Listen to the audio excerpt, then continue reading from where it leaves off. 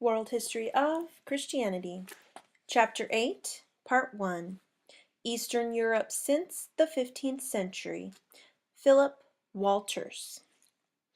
Europe, East and West.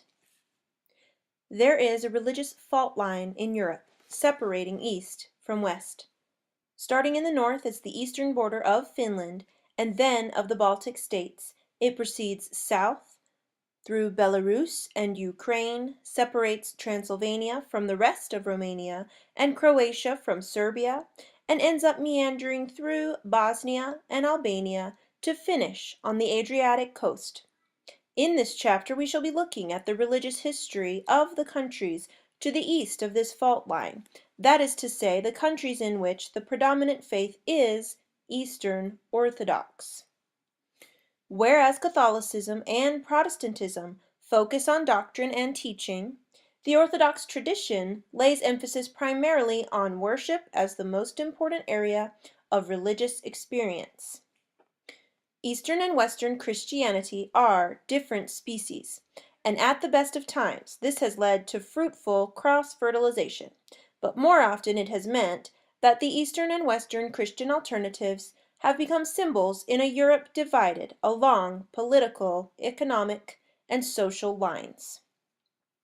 The history of this division, as reflected in the history of Christianity, is one of the themes of this chapter.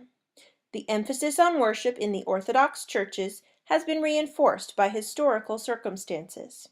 Even under conditions of the harshest oppression or privation, whether at the hands of Ottomans or communists, Orthodox priests have continued to serve the liturgy, bringing something of heaven to earth for the humblest believer, and binding together the body of the faithful even when no other religious activities have been permitted.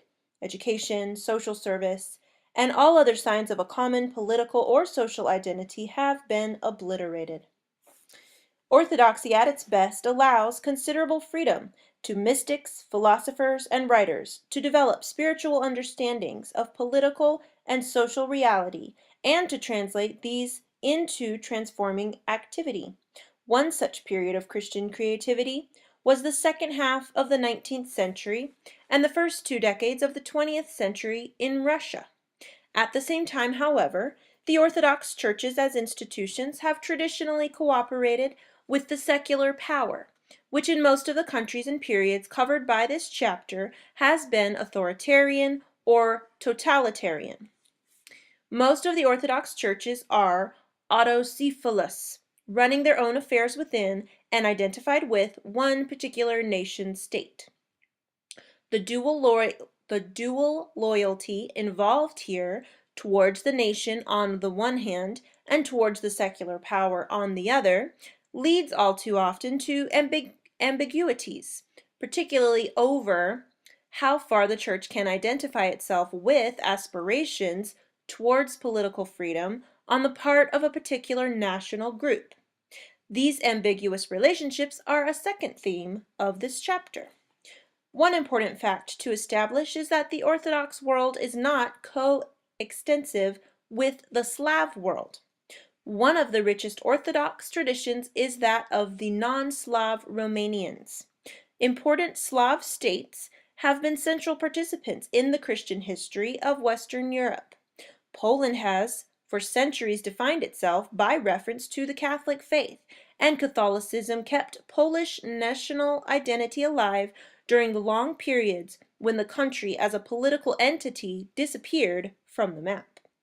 Catholicism provided the moral and intellectual framework for popular resistance to the communist system in Poland, and in 1978 the Polish Cardinal Karol Wojtyla became the first non-Italian pope since 1523.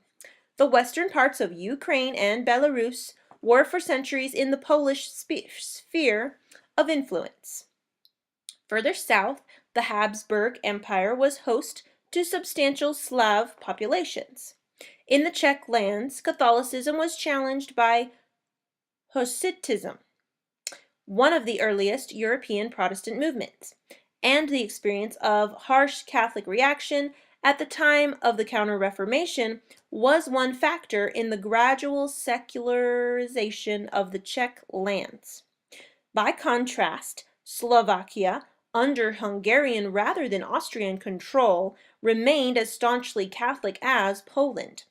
Until the formation of Yugoslavia after the First World War, Catholic Croatia and Slovenia were part of the Habsburg Empire.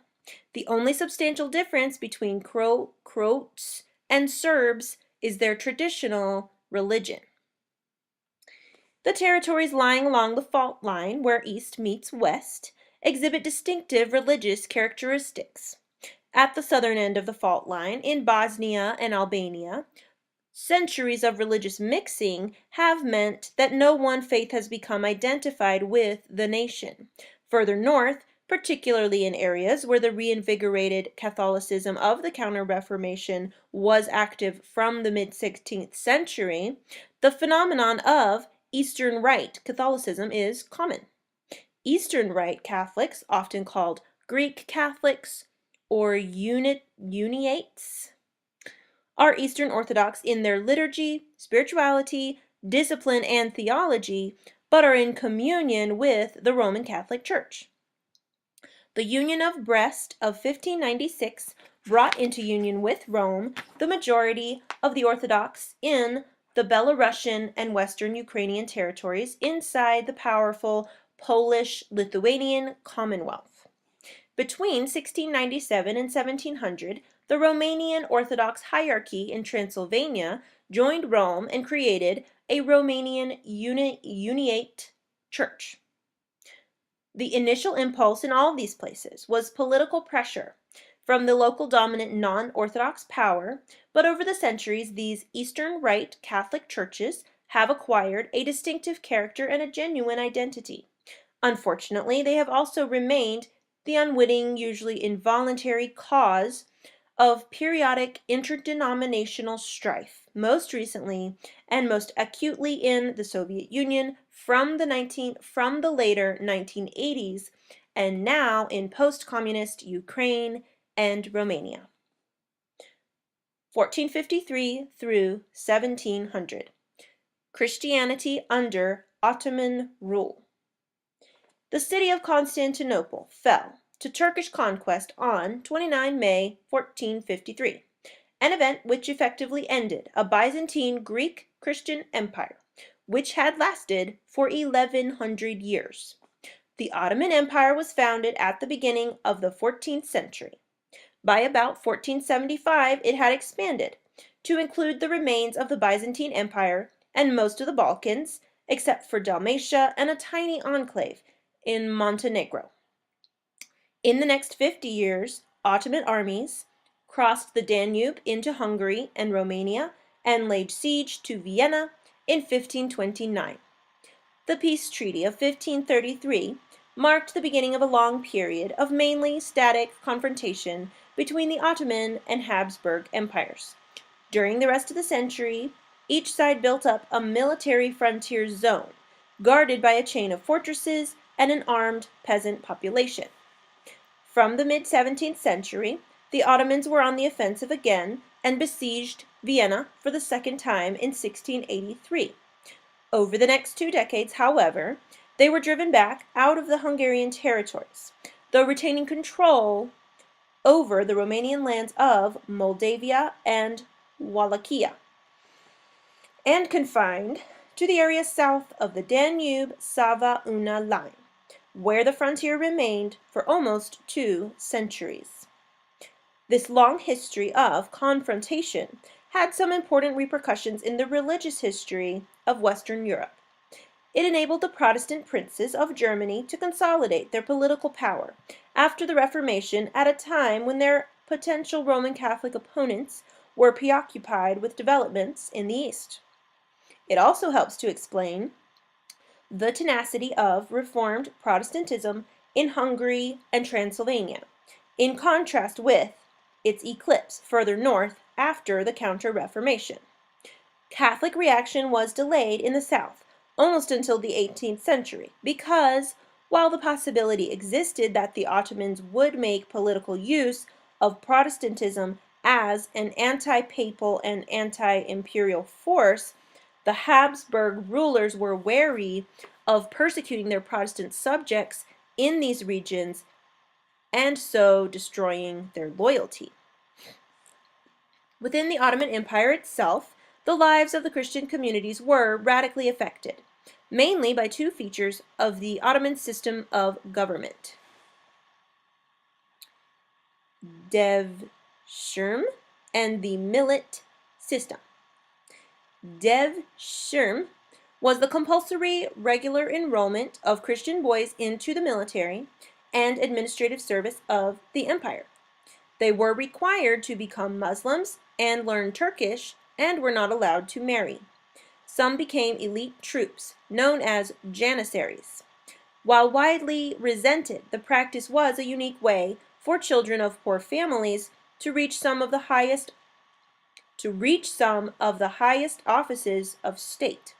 They provided the Sultan with several grand viziers, chief ministers, including Mehmed Sokolovic, the Bosnian who held the post in the 16th century. He is held in esteem in his native Bosnia and in Serbia for persuading the Sultan to allow the revival of the Serbian Orthodox See of Pec. The millet system affected all Christians and Jews in the Ottoman Empire who were recognized by the Muslim authorities as fellow people of the book, and were therefore not to be forcibly converted or persecuted for their faith. Each religious community or millet was placed under the supervision of its own leaders, who were responsible for civil justice, education, collecting taxes, and maintaining order amongst their people. The administrative power of the Orthodox ecclesiastical authorities under the Ottoman rule was in fact greater than in the Byzantine Empire. Christians were divided not according to nationality, but according to confession. Thus, all the Orthodox, whether Greeks, Bulgars, Serbs, Arabs, or Albanians, were grouped together as the Millet-i-Rum. At local level, they were under the authority of their own bishops, but at the top level, they were all under that of the ecumenical patriarch in Constantinople.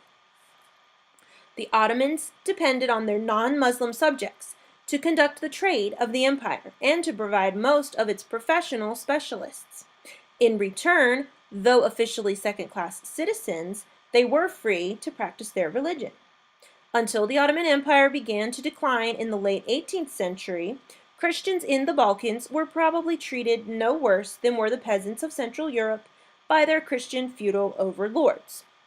The impression of conditions in the empire as one continuous long Turkish night arises from the intolerant policies of the last few sultans during the late 19th century. But the Ottoman Empire in its heyday has been described as a classic example of the plural society, which allowed diverse groups of people to live together with a reasonable amount of social peace and order. It would even be argued that the Ottomans inherited from Byzantium its role as protector of orthodoxy.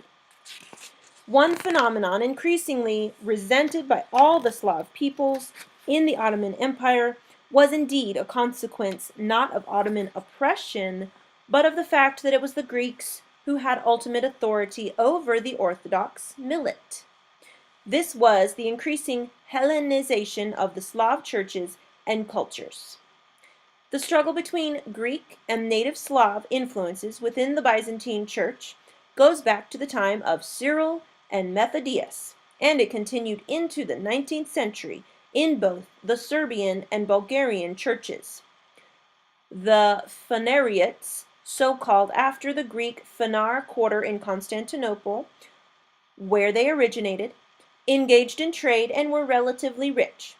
They were therefore able to buy all the lucrative ecclesiastical and civil appointments open to Christians in the Ottoman Empire, using their ostensible ecumenism as a cover for promoting ecclesiastical Hellenism.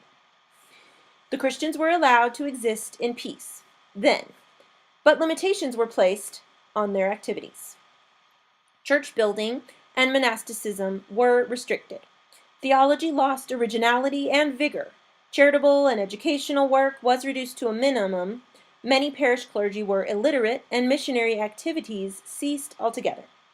The practice of selling ecclesiastical offices spread down from the highest to the lowest levels, as each office holder recovered his expenses from those he appointed below him, and it was the ordinary peasant who bore the final financial burden. By the time Constantinople fell to the Ottomans in 1453, the city's inhabitants had become resigned to their fate. There was widespread resentment of the Latins who had failed to come to the aid of the Byzantine Empire despite persistent embassies by successive emperors. But the Western price, papal supremacy, was in any case unacceptable to the majority of the Greek clergy and nobility. One Grand Duke allegedly said that it would be preferable to see the turban of the Turk in the city rather than the mitra of the Latin. The Greeks in Constantinople and the inner Ottoman Empire were able to keep in contact with developments in the rest of Europe. During the Reformation and Counter-Reformation, there was some contact between Protestants and Orthodox, which had as its context their perceived common interest in defining a non-Catholic identity. Moldavia and Wallachia under Phanariot rule were an important channel for influences from the West and a valuable school of politics for the Greeks, and Greek academies were set up there. More important was the emergence in the 17th and 18th centuries of a large class of Greek merchants both inside and outside the empire.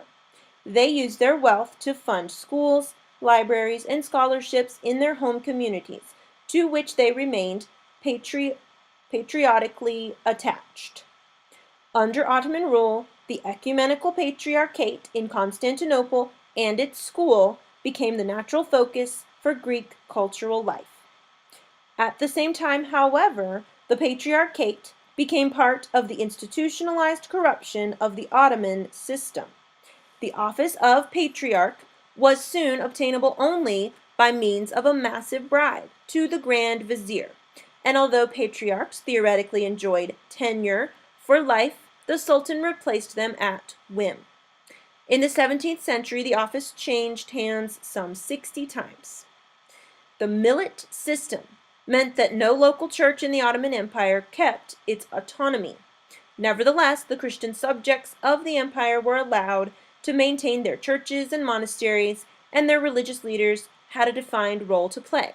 And it was the churches that did most to preserve the cultural heritage and separate identities of the various Balkan peoples.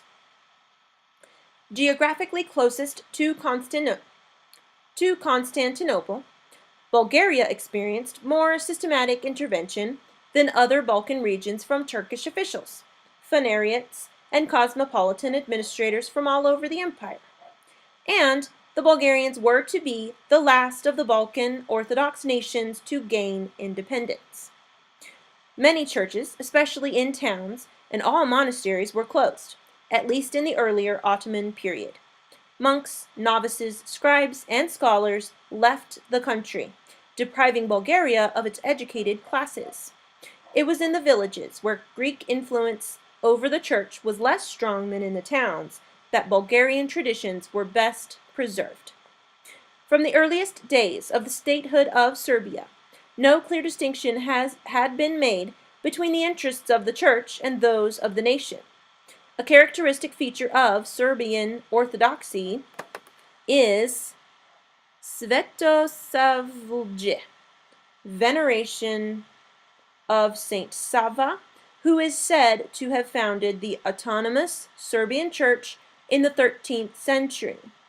Svetosavlje reflected the tribulations of the Serbs in later centuries in terms of suffering and martyrdom, at the same time apparently endowing them with a mystical purpose. The Serbian Orthodox Church is of overwhelming importance as a rallying point for Serbs, both within and outside the Ottoman Empire, an importance reinforced by the fact that even under Ottoman rule, the Serbian Church experienced 2 centuries of autonomy. In 1557, It was removed from Greek control thanks to the work of the Bosnian-born Grand Vizier Mehmed Sokolovic. The area of the restored Patriarchate of Pec was much greater than that of its medieval predecessor, and virtually all the Serbian nation came under its authority. It remained in existence until 1766, when it was once again placed under the Patriarch of Constantinople. Thereafter, the task of preserving Serbian culture in Ottoman-controlled territories fell to the ordinary parish priests, many of whom were illiterate, and the Church was unable to overcome its institutional weakness until the beginning of the 20th century. However, as the Ottomans extended their control over the Balkans, many Serbs fled north into the military frontier zone between the Habsburg lands and the Ottoman Empire. Serbian churches and monasteries were established there, and these were later to fuel the Serbian national rebirth. Serbian identity was also preserved in Montenegro, earlier known as Zeta, which, thanks to its mountainous remoteness, retained its independence throughout the Ottoman period. Here again, the Church played a key role. After the expiry of the ruling dynasty in 1516, the bishops took over the secular leadership, electing one of their number as Prince Bishop. These rulers maintained close contact with Russia and its church during the Ottoman period. Territory, which in the 1990s was once again the subject of fierce dispute between Orthodox Serbs and Catholic Croats, Bosnia-Herzegovina reveals its identity as one of the fault line states of Europe. By the time the first native ruler established himself in Bosnia in the 12th century, the Christian population was already split into Orthodox and Catholic.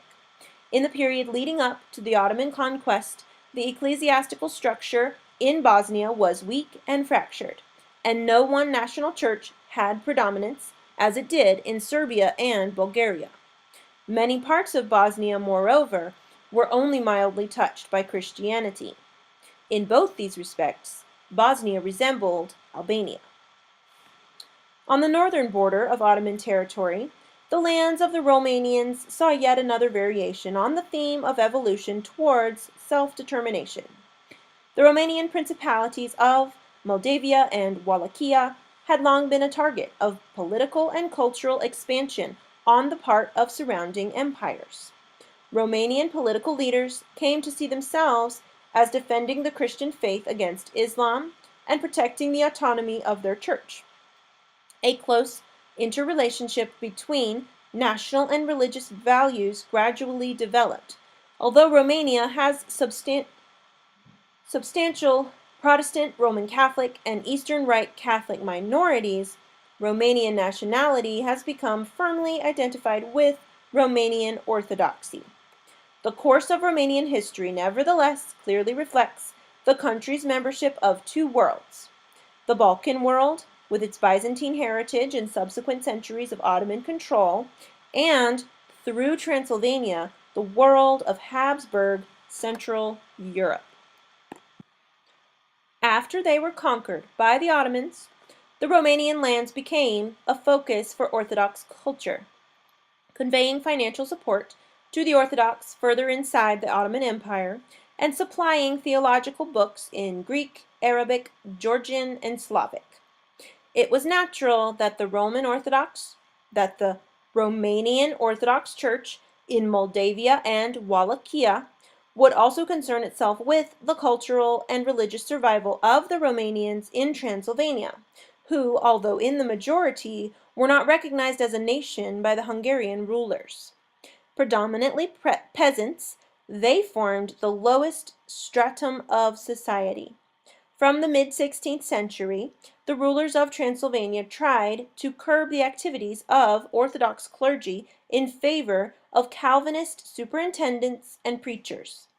Towards the end of the century, the Habsburgs began to reassert their authority over the indigenous Hungarian princes in Transylvania, and their policy was to induce the Orthodox there to accept the union with Rome.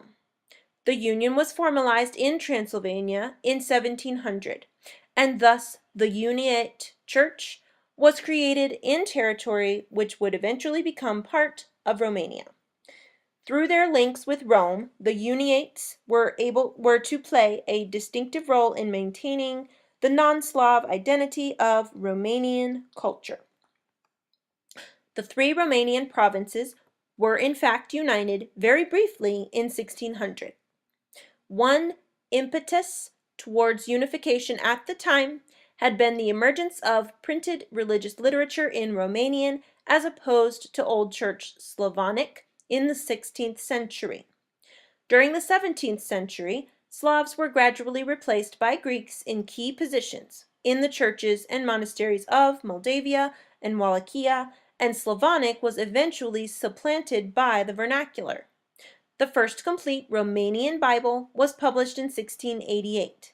By the middle of the 17th century, the Romanian Church was strong enough to respond creatively to the challenges of the Renaissance and Reformation. At the other end of their empire, in the Caucasus, the Ottomans took over the oldest Christian nation in the world, Armenia, which had officially adopted Christianity in 301. After the Council of Chalcedon in 451, the Armenian Church named itself Apostolic and independent from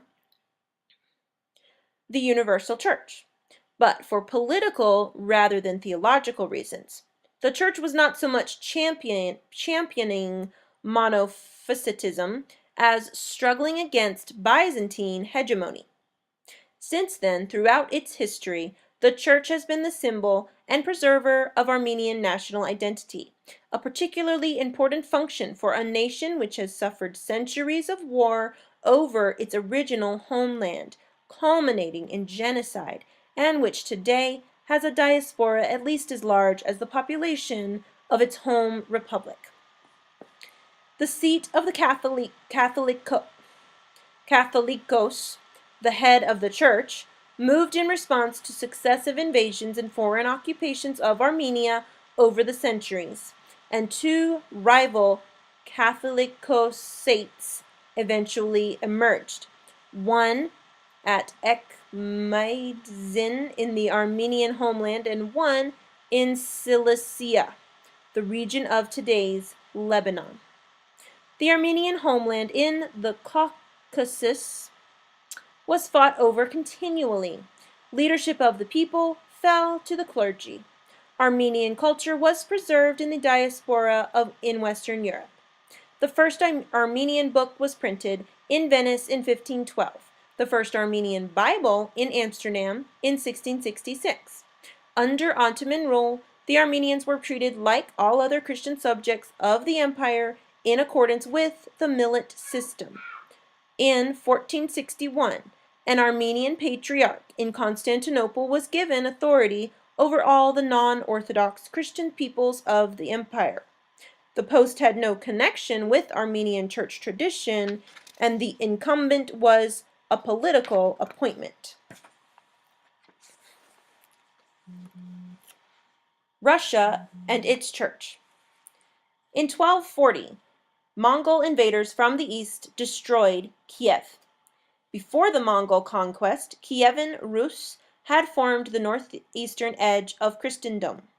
Politically and socially part of Europe, it had been intimately involved in shaping Europe's early medieval Christian history.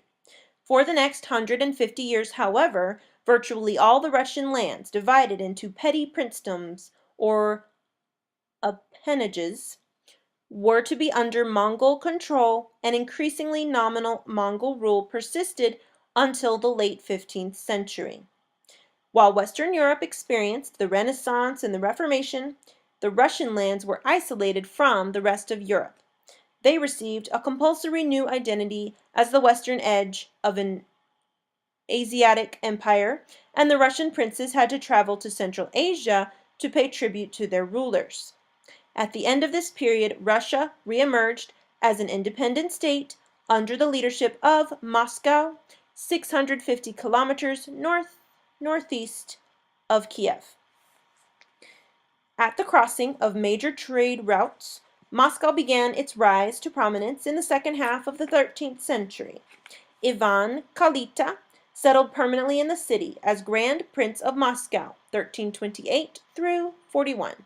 In 1326, the head of the Orthodox Church in Russia, Metropolitan Peter, happened to be staying in Moscow when he died. He was worshipped as a saint and canonized. Kalita persuaded Peter's successor, Feognost, to settle in Moscow. Moscow thus became the new ecclesiastical center of Russia, and this fact played an important part in Moscow's eventual achievement of political supremacy over all the Russian principalities. After the fall of Kiev, the Orthodox Church survived as the best organized institution in the Russian lands. The Mongols were not interested in converting their subject peoples, and the Church therefore enjoyed considerable freedom. Monasticism flourished. Russian monasteries differed from their Western European counterparts, which were organized into different orders with different disciplines. All Russian monasteries followed a ritualized communal life, but had a looseness of structure, which reflected their centrality to the life of the leading princely cities in which they were situated. Those who took vows there were typically members of local noble families who continued their previous political, economic, and military activities. In the 1330s, Metropolitan Alexei began to build churches in the Moscow Kremlin. In a reaction to this rather worldly style of monasticism, a second type was championed, particularly by Saint Sergei of Radonezh, 1314 through 92, who set off into the forest to seek holiness through prayer and self-denial. Communities on his model sought to live by humility, kindness, and brotherhood, and to follow the hesychast tradition, which taught that through physical discipline one could achieve inner peace without the sacraments and gain illumination through the uncreated light of the Transfiguration. One of the greatest exponents of hesychasm was Gregory Palamas, 1296 through 1359. Hesychasm was confirmed by the Eastern Church in 1351. Individual monks and monastic communities provided important momentum to the spread of Russian settlement from the steppes of the southwest to the forests of the northeast. Saint Sergei of Radonezh founded the Holy Trinity Monastery in what became Sergeyev Posad, Sergei's settlement, near Moscow in 1337.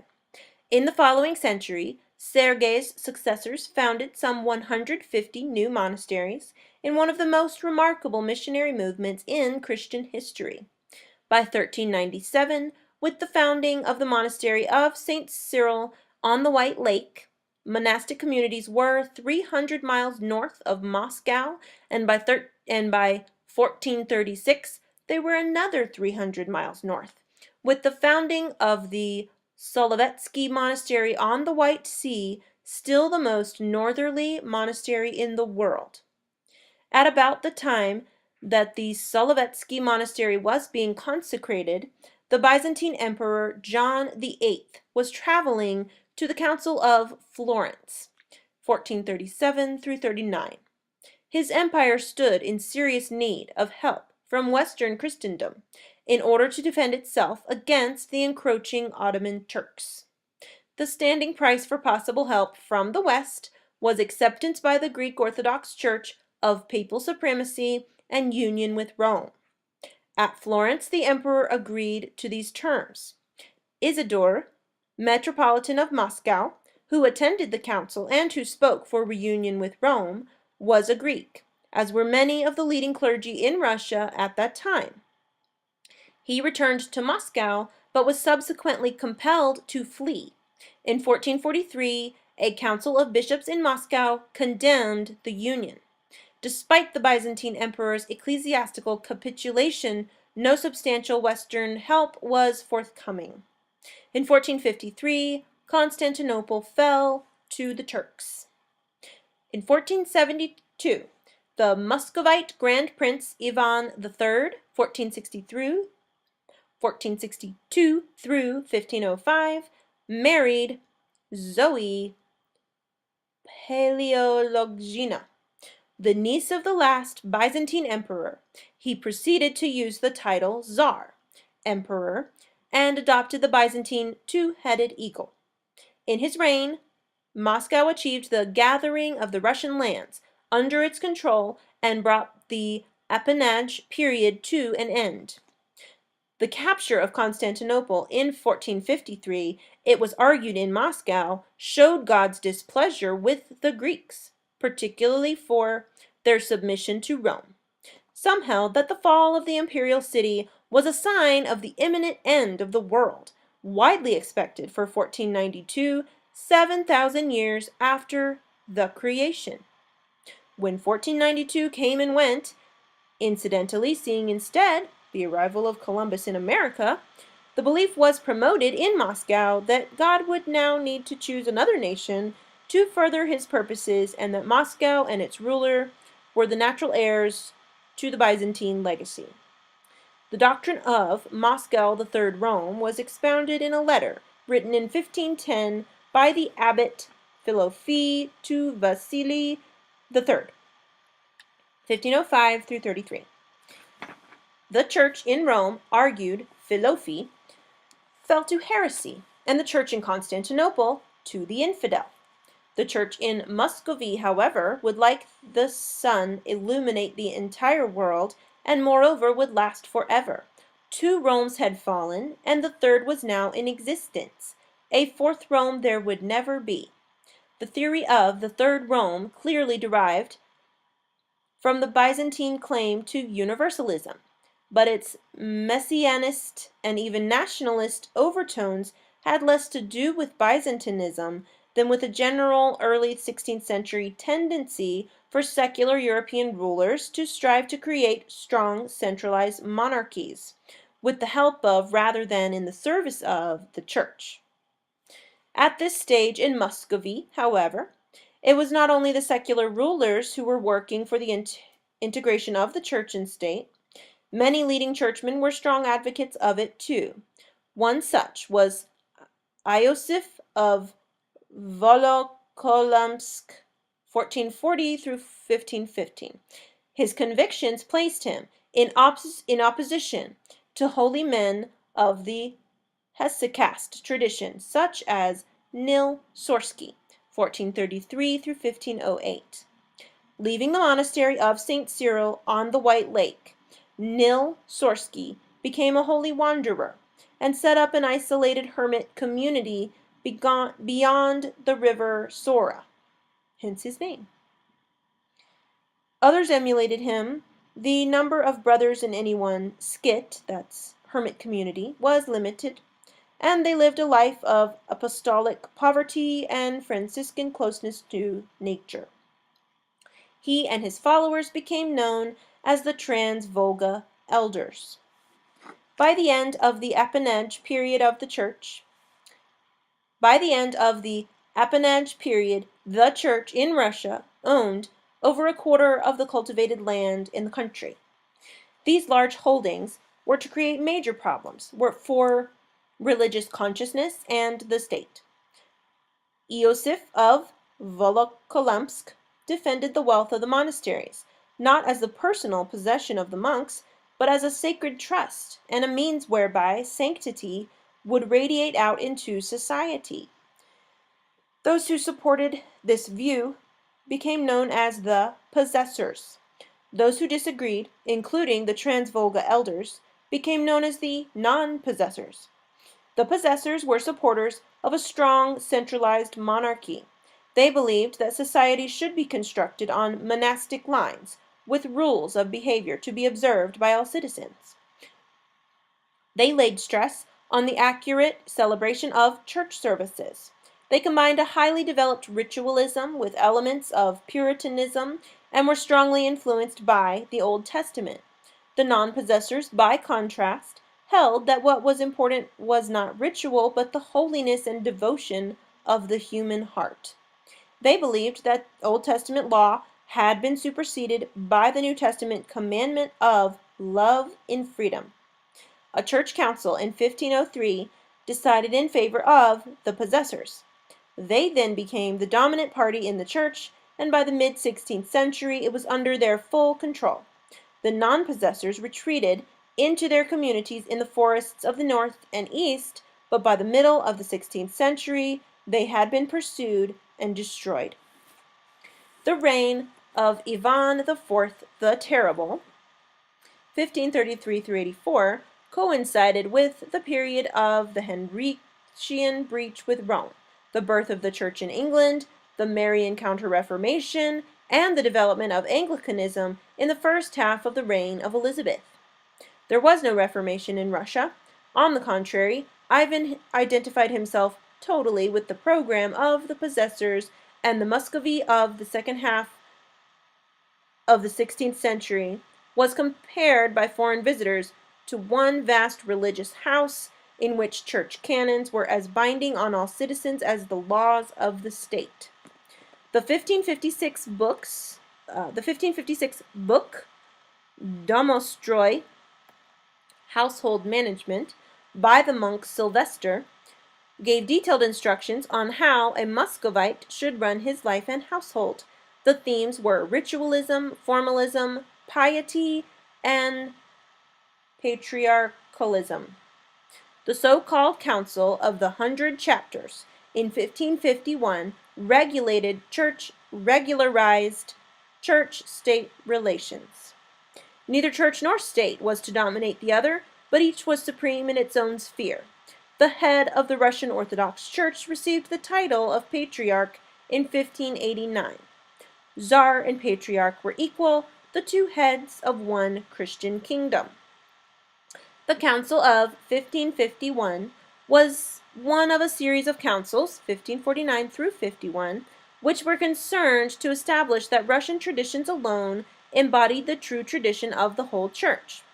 At this period, Russian suspicion of the Greeks, dating from the very birth of the Muscovite state, was expressed with particular vigor. Greek visitors were suspected of being tainted with Uniatism or Islam. Greek merchants were denied permission to enter Russian churches. Greek clerics coming to Russia would be put in quarantine for several weeks in a Russian monastery to test their orthodoxy. Orthodoxy, as established in Muscovy in the Josephine tradition, so-called after Iosif of Volokolamsk, thus declared itself to be in sole possession of the truth. At the same time, it rid itself of the fertile spirituality of the non-possessor tradition and also cut itself off from the rest of Christendom, including the Orthodox who were not Russian. Symptomatic is perhaps the fate of one of the most interesting personalities of that period, Saint Maxime the Greek, 1470 through 1556. A native of Greece, he had gone to Italy in 1492, where he took part in the intellectual and artistic controversies of the Renaissance. His arrival in Moscow in 1516 might have offered Russian Orthodox circles an opportunity to engage with contemporary Western European spiritual issues. Instead, Maxime was to spend 30 years in prison and confinement. Church-state symbiosis of the Muscovite kind was to turn out to be a very mixed blessing for the Russian Orthodox Church. The Church's alliance with the state was conceived of in terms of a harmony of equal powers. In time, however, it was to be clear that the secular Tsarist program envisaged rather than subordination or even eventually subjugation of church to state. As one scholar notes, the Byzantine Middle Ages were well over by the 16th century, and the further development of the Russian Empire along the lines of a secularized modern state, which in the 18th century was destined completely to subject the church to its will and confiscate its property, justified the misgivings of Nil Sorsky and his party a posteriori. In the course of the 17th century, High Muscovy was destroyed, and Russians were brought back into contact with the rest of Europe. This process, which was repeatedly traumatic, was catalyzed by three periods of particular crisis: the time of troubles, 1598 through 1613, the Great Schism, 1653 through 67, and the reign of Peter the Great, 1682 through 1725. The time of troubles was a long period of political turmoil, during which Muscovy was invaded by foreign armies in support of various pretenders to the throne. These foreigners were predominantly Poles and Catholics. Having missed participation in the more creative periods of the Renaissance and Reformation, Muscovy was now suddenly embroiled in the destructive European religious conflicts which from the mid-16th to the mid-17th centuries accompanied the Counter-Reformation. Old suspicions of the Roman Catholics as secular and predatory were violently confirmed. By the middle of the 17th century, Russia was reasserting some political influence in Europe. In 1648, the Cossacks in Ukraine under Bogdan Khmelnytsky rose against the Poles and in 1654 recognized the Russian Tsar as their sovereign. In the 14th century Ukraine, the area from which Kievan Christianity originally spread to Russia, had come under the control of Lithuania. In 1386, Lithuania was dynastically united with Poland. One of the conditions was that the Lithuanian Grand Duke Jogaila should convert to Roman Catholicism, and that this should become the official religion of the new state.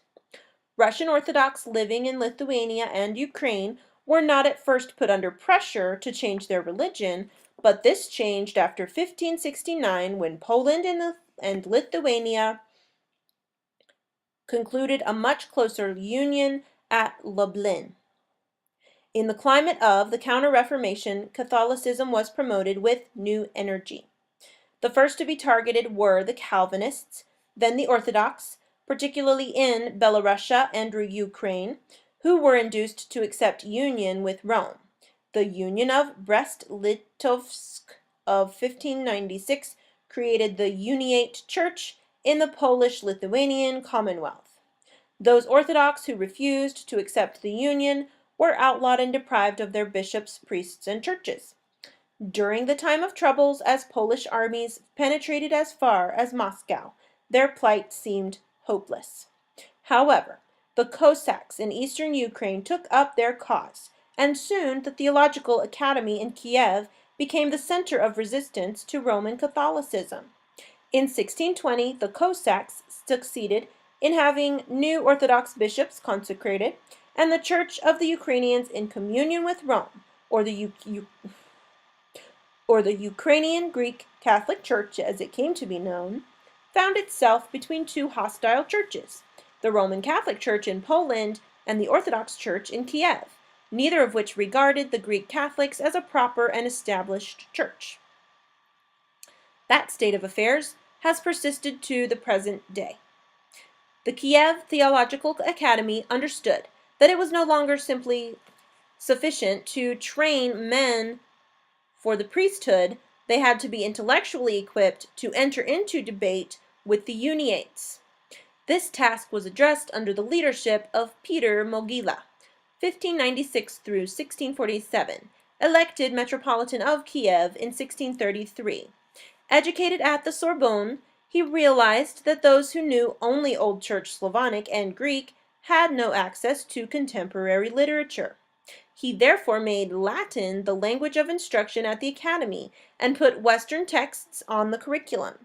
This exposure to Western Catholic culture produced more sophisticated clergy, but it also inevitably led to some modification of traditional Orthodox practices and doctrines.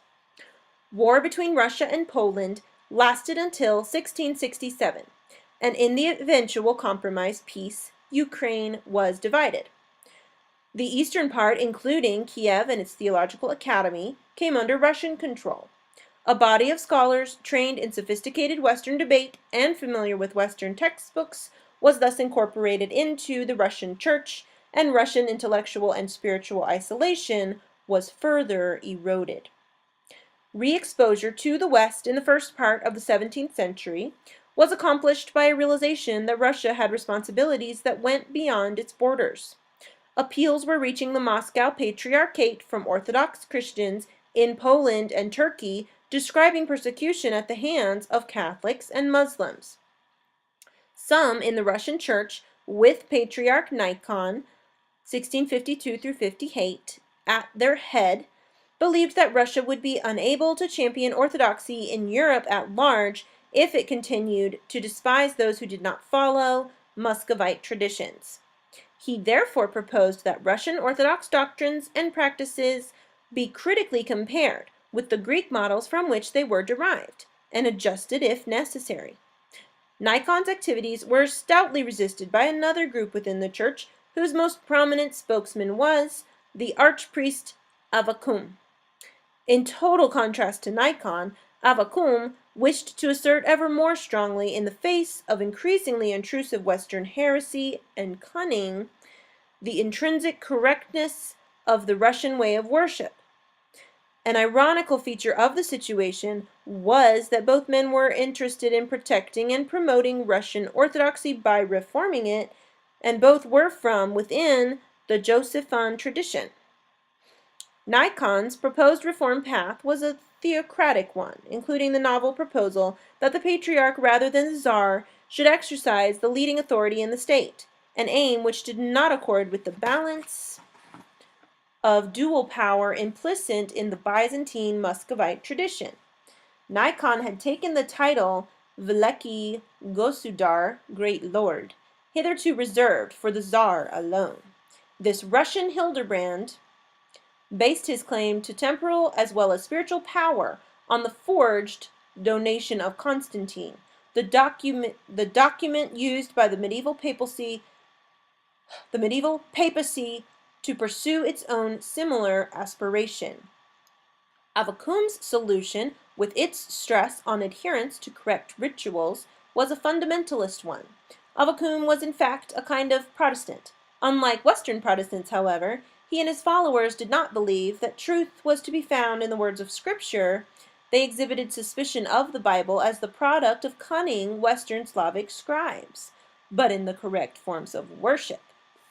To us today, the issues over which the followers of Nikon and Avvakum contended seem superficial. Whether you should use 2 fingers or 3 when crossing yourself, or whether you should spell the name of Jesus, I-S-U-S, or I-I-S-U-S. It may appear that the old believers, as the followers of Avvakum came to be known, went to their deaths resisting the altering of 1 iota literally of their faith. In fact, however, the schism was fueled by the fundamental questions about Russia's relationship with the rest of Europe. Both Nikon and Avvakum were condemned at the Church Council of 1666 through 67. Nikon was condemned for his aspiration to establish the supremacy of the Patriarch over the Tsar. The council refuted his proposals by referring to the 6th novella of Justinian, which asserted the Byzantine ideology that the king or emperor has preeminence in political matters and the Patriarch in ecclesiastical. However, Avvakum was also condemned, and the bulk of Nikon's reforms accepted. Like the non-possessors before them, the old believers were driven out to the north and east and into Siberia. In 1682, Avvakum was burnt alive, and thousands of old believers eventually chose to emulate him and die by self-immolation rather than compromise their principles. The Great Schism produced a still unhealed rift in the body of the Church. It weakened it both spiritually and institutionally, and left it helpless in the face of the aggressive policies of Peter the Great, which involved the secular westernization of society and the placing of the Church firmly under state control. This ends Part 1.